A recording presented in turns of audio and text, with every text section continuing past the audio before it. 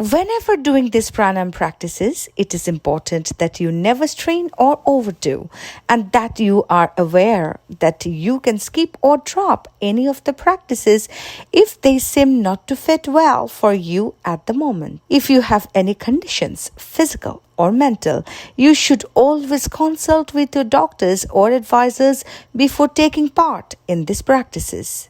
नमस्कार, मैं आशा बंसल फिर से अपने उसी प्राण और प्राणायाम जो माला टीवी इंटरनेशनल इस सौजन्य से आपके साथ आ रहा है, आपके सामने आ रहा है, उसको लेकर मैं एक बार फिर आपके साथ और इस उम्मीद के साथ कि जितने प्राणायाम हमने आपको कराए, जितने हमने आपको सिखाने की कोशिश की, आप सभी दर्शक लोग उन सब का अभ्यास करके उनके लाभ ले रहे होंगे। हमारा इस प्रोग्राम का मकसद ये है, हम अपने प्राणों को जानें।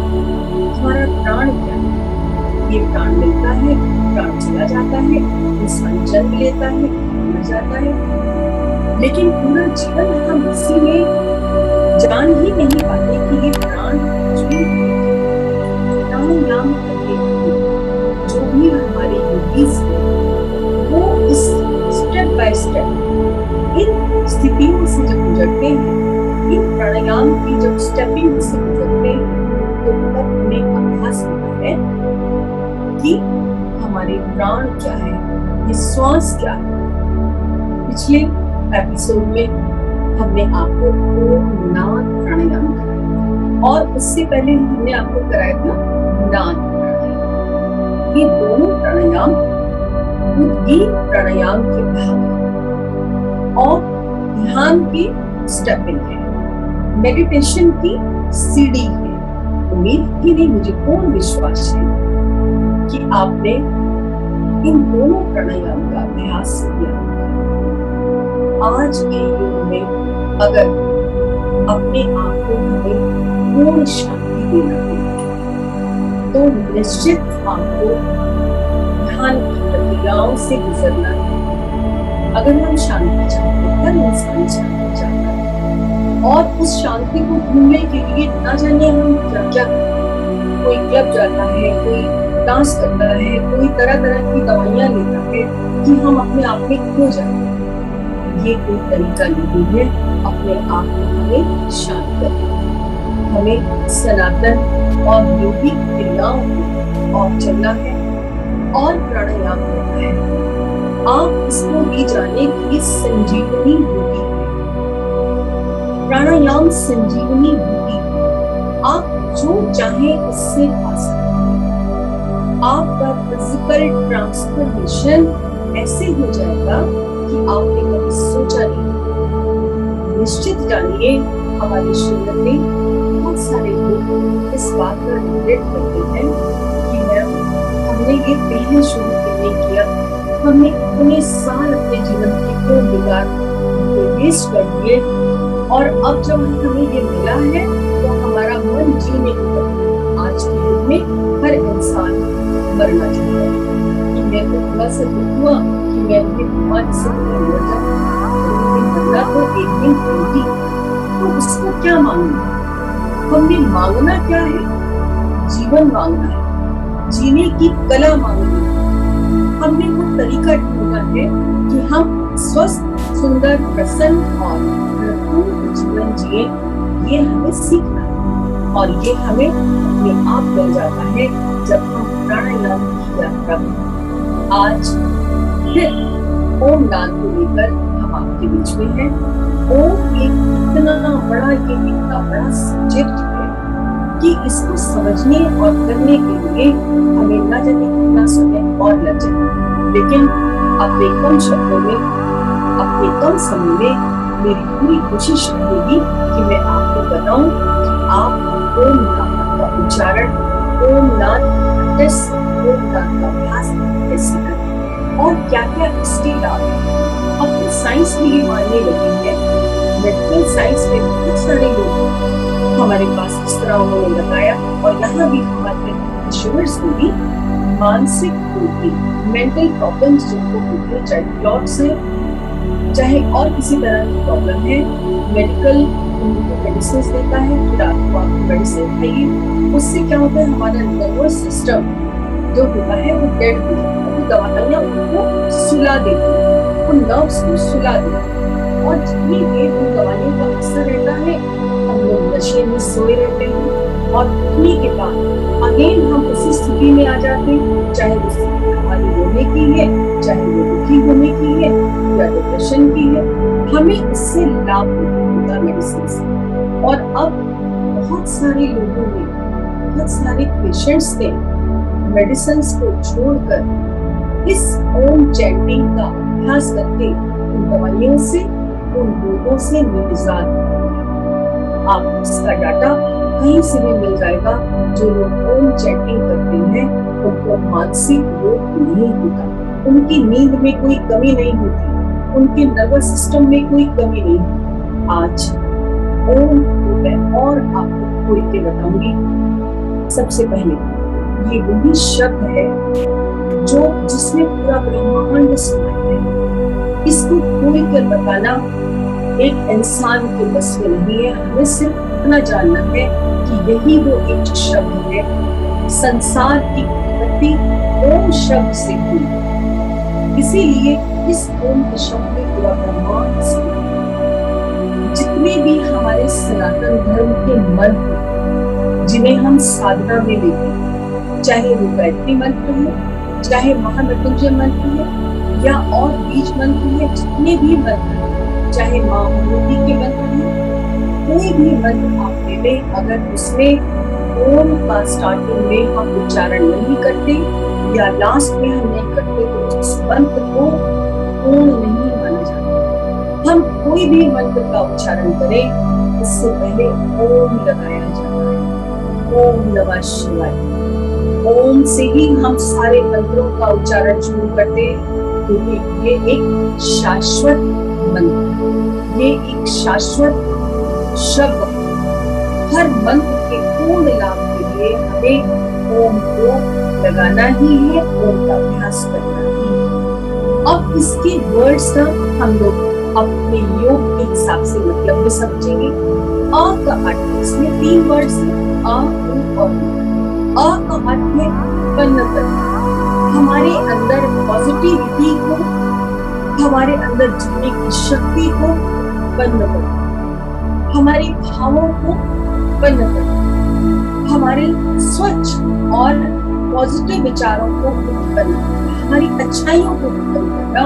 ये आ का, ओम का मतलब होता है उठाना, हमारी ऊर्जा, हमारी एनर्जी जो हमारे अंदर है। हमारे अंदर बहुत एनर्जी है, लेकिन वो सब सोई हुई, क्योंकि हमारी दिनचर्या, हमारे जीने का तरीका, हमारे खान पान का तरीका, हमारे अपने जीवन को चलाने का जो तरीका है, उनसे हमारी ऊर्जा क्षीण हो जाती है, मंद हो जाती है, हमारी ऊर्जा हमारी बैठ जाती है।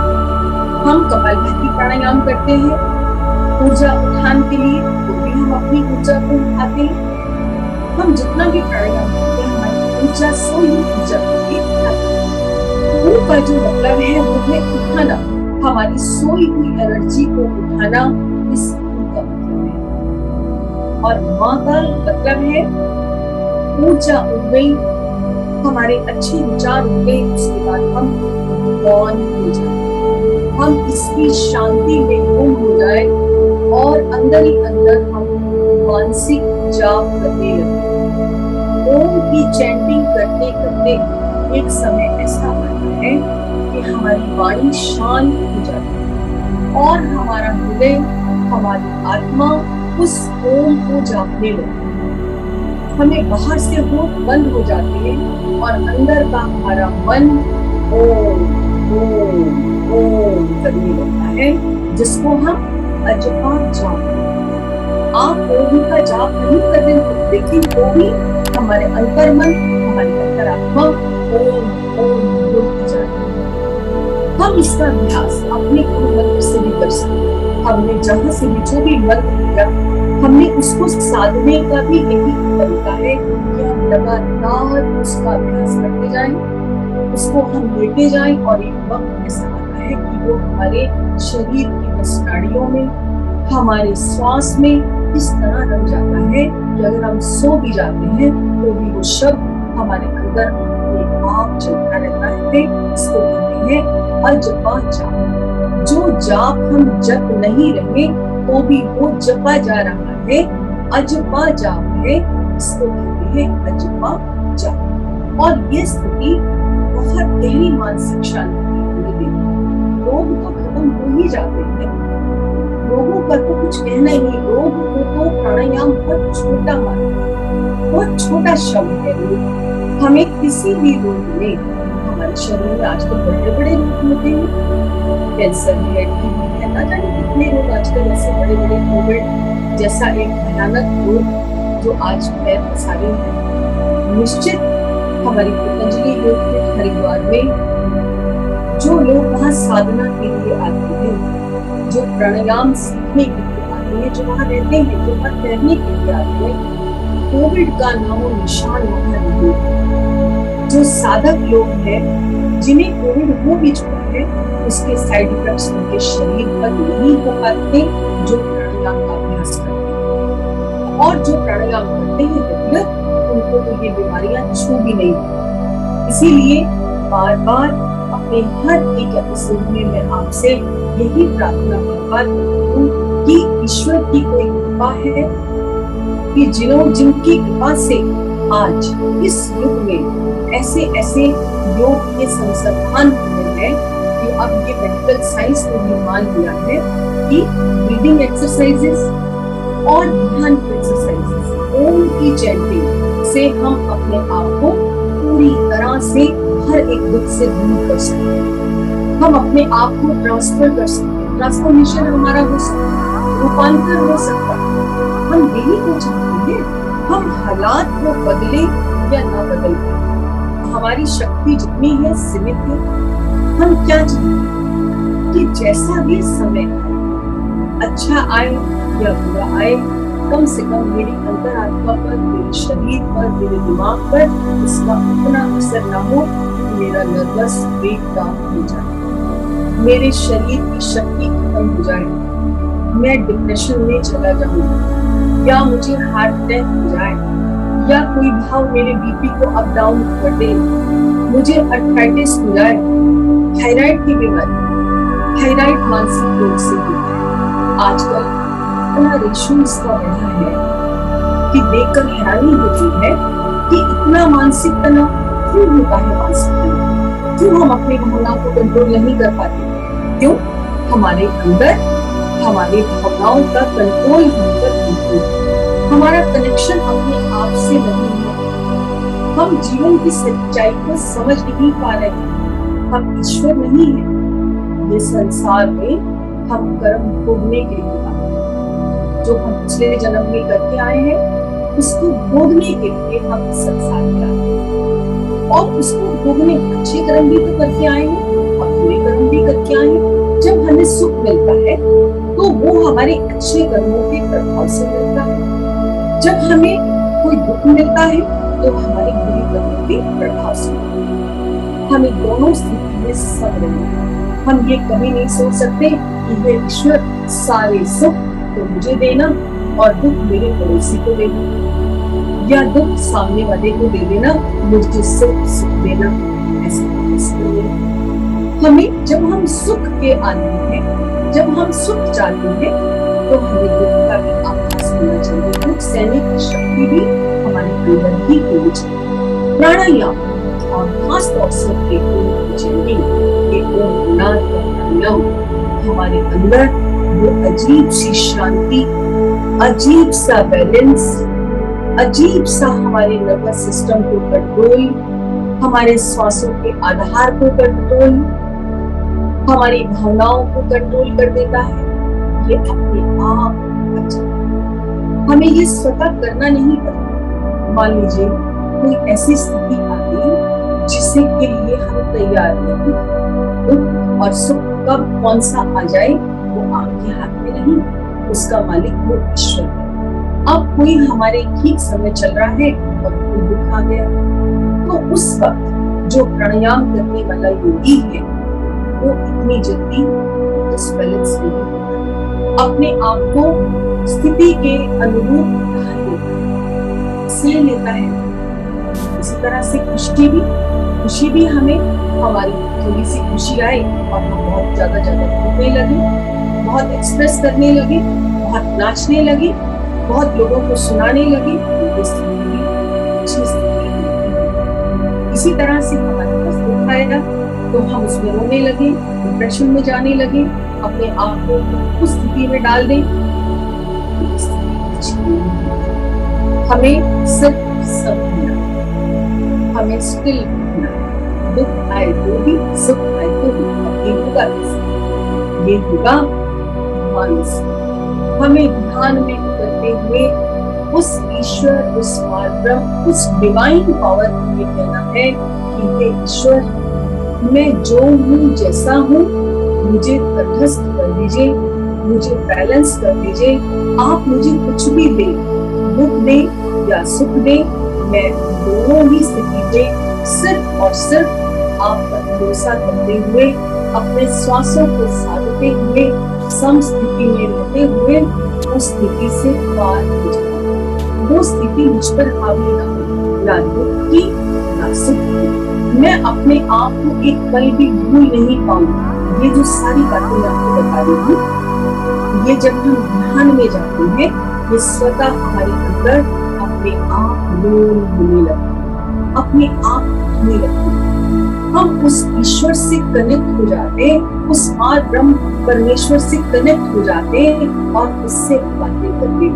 और करके देखिए, ध्यान में बैठकर नाद प्राणायाम आप करेंगे, फिर आप ओम की चैंटिंग करेंगे, तो एक कनेक्शन हमारा उस डिवाइन पावर से ऑटोमेटिकली जुड़ जाएगा, हम कनेक्ट हो जाएंगे। और कनेक्ट होने के बाद अपने मन की सब बातें उसके सामने रख दीजिए, वो गुनाह भी उसके सामने रख दीजिए जो हम दुनिया में उसके सामने नहीं रख सकते। उस डिवाइन पावर के सामने कन्फेस कर दीजिए जो भी हमने अच्छा किया। और फिर देखिए आपके अंदर से कैसी कैसी आवाजें आए, कैसे आपकी अपनी अंतरात्मा आपको कैसे शांति कंसोल कर दे। आपको अंदर से डिसीजन आ जाएगा, आपने सही किया या आपने गलत किया।